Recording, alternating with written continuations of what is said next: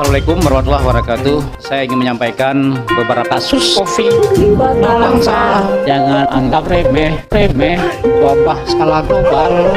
Saya berharap kepada warga bangsa, jangan berkumpul. Mari kita di rumah saja. Kasus COVID bangsa. Jangan anggap remeh, wabah skala global. Saya berharap kepada warga bangsa, jangan berkumpul. Mari kita di rumah saja. Jangan Piknik dan juga jangan panik. tidak boleh berkumpul bangsa. Sayangi diri Anda, sayangi keluarga Anda, sayangi kita semua keluarga lainnya. Kasus COVID bangsa. Jangan anggap remeh, wabah skala global. Saya berharap kepada warga bangsa, jangan berkumpul. Mari kita di rumah saja.